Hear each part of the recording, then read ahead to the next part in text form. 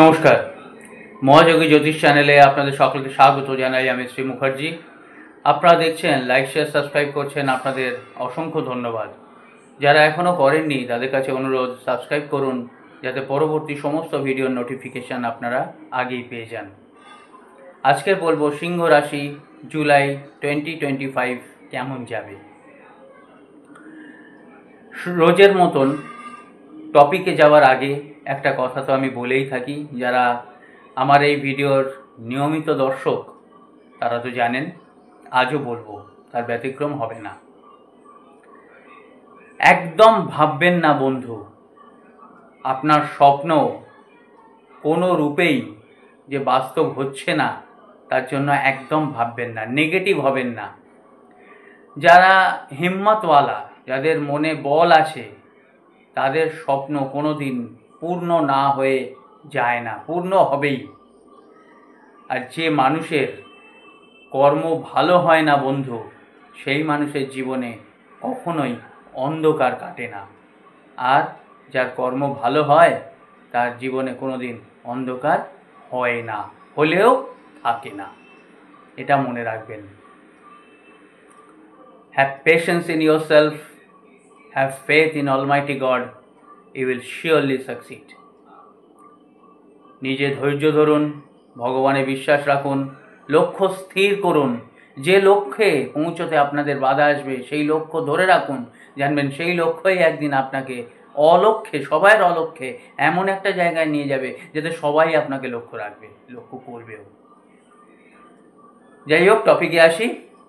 সিংহ রাশি, সিংহ রাশির ঘরে এখন মঙ্গল কেতু আছে, সপ্তমে রাহু আছে, অষ্টমে শনিদেব, নবমে কিছু নেই, দশমে শুক্র, একাদশে রবি বৃহস্পতি এবং দ্বাদশে বুধ। সিংহ রাশির কিন্তু এখন ঢাইয়া চলছে।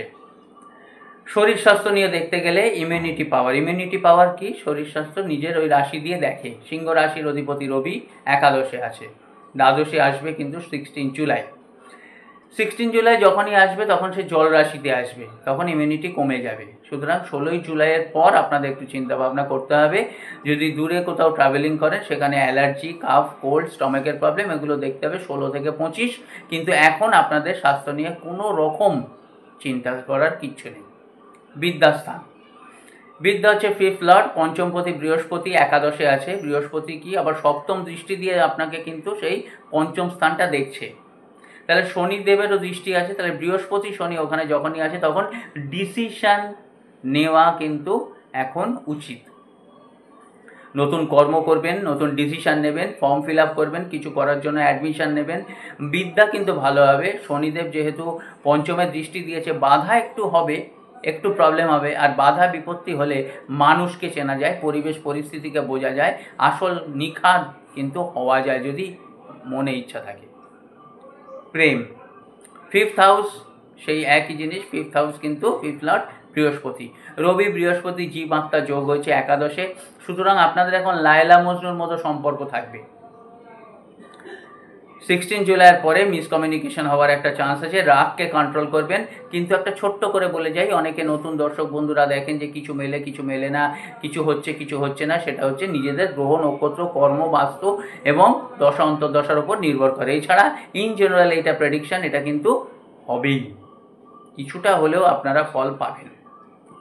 বিবাহিত জীবন, সেভেন্থ হাউস, সপ্তমে রাহু আছে, সপ্তমপতি শনিদেব অষ্টমে গেছে। সুতরাং আপনাদের দেখতে হবে লাইফ পার্টনারের হেলথ আপস অ্যান্ড ডাউনস হবে, মিসআন্ডারস্ট্যান্ডিং, আর্গুমেন্ট এগুলো একটু থাকবে, মুডি হবে এবং ছোট্ট জিনিসের নিয়ে খারাপ লাগা, সেটা নিয়ে একটু চেঁচামেচি, একটুখানি একটা মোটিভেশন পজিটিভ রাখতে হবে। এবং ব্যাক পেন আর হেডেক, এই দুটো নিয়ে একটু প্রবলেম হবে। এছাড়া কিন্তু কোনো সেরকম প্রবলেম নেই। ভাগ্য, কেরিয়ার, বিজনেস গুরুত্বপূর্ণ জিনিস সবার ক্ষেত্রে।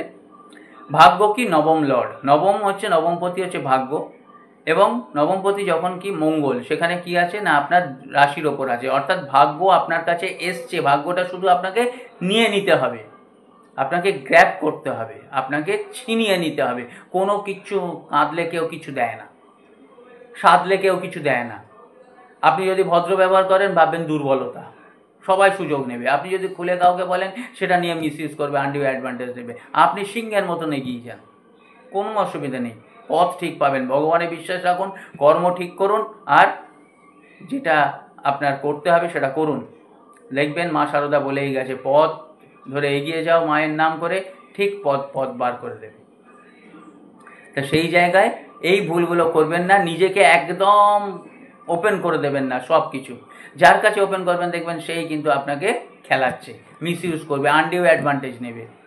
তাকে আপনাকে নিয়ে মানে অনেক রকমভাবে সে এক্সপেরিমেন্ট করবে, আপনাকে আপনাকে নিয়ে মার্কেটিং করবে। আপনি ধরুন একটা পজিশানে, সেই পজিশানে লোক তার কাছে নেই বা সেইটাকে নিয়ে মার্কেটিং করবে। ওই জন্য একদম চোখ কান খুলে, আর যত কম কথা বলবেন তত সম্মান পাবেন। নিশ্চয়ই ভেবেচিন্তে নেবেন। সুতরাং প্রপার্টি, রিয়েল এস্টেটের ব্যবসা খুব ভালো হবে, কার্য খুব ভালো হবে। স্ট্রিক্ট থাকবেন, বৃহস্পতি একাদশে নিশ্চয়ই দেবে। নরম মাটি পেলেই বেড়াল আঁচড়ায়, এবং নরম মানুষ পেলেই পরিবেশও আঁচড়ায়। এবং সেই জায়গা থেকে শক্ত হবেন, দেখবেন ঠিক আপনাদের দারুণ সুফল আসবে। কেরিয়ার, শুক্র বসে আছে শুক্রের ঘরে দশমে, সেখানে মালব্য রাজযোগ হয়েছে। 26শে জুলাই শুক্র চেঞ্জ করবে, তার আগে কিন্তু খুব ভালো যোগ আছে। কর্ম হবে, তারিফ পাবেন, গ্রোথ হবে। আপনাদের যত এগোবেন তত কিন্তু আপনাদের আরও উন্নতির দিকে এগিয়ে যাবেন। ব্যবসা ক্ষেত্র, এই মাস খুব ভালো, খরচা বাড়বে। রোজগার হলে কিছুটা খরচা কিন্তু বাড়েই, এই বিষয়ে কোনো চিন্তার কিছু নেই। 16-17 জুলাইয়ের পরে অ্যাংজাইটি বাড়বে, সেটা নিয়ে এমন কিছু ভয়ের কিছু নেই। আপনারা সূর্যমন্ত্র জপ করুন। ওং জবা কুসুম শঙ্কার শঙ্কাশপেয় মহাদ্যতিম ধন্তারিং সর্ব পাপগ্ন প্রণতস্মি দিবাকরম, এই মন্ত্র জপ করুন। যত জপ করবেন তত আপনাদের কনফিডেন্স লেভেল বাড়বে। সূর্য যখন ওঠে সব অন্ধকার কিন্তু কেটে যায়, আর সূর্যের আলোকে ঢেকে রাখা যায় না। সেখান থেকে আপনারা ভালো থাকবেন। দেখতে থাকুন, লাইক শেয়ার সাবস্ক্রাইব করুন, কমেন্ট করুন কীরকম ভিডিও চান, কি করলে, কীরকমভাবে করলে আপনাদের উপকার হবে।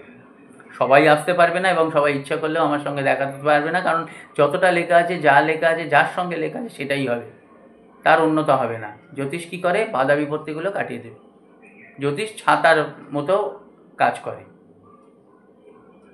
জ্যোতিষ রেনকোটের মতো কাজ করে, জ্যোতিষ টুপির মতো কাজ করে। পড়ায় না, যাতে কেউ না পড়াতে পারে সেটার থেকে রক্ষা করে। ভালো থাকবেন, ধন্যবাদ, নমস্কার। দেখতে থাকুন মহাযোগী চ্যানেল, আনন্দে থাকুন, ভালো থাকুন।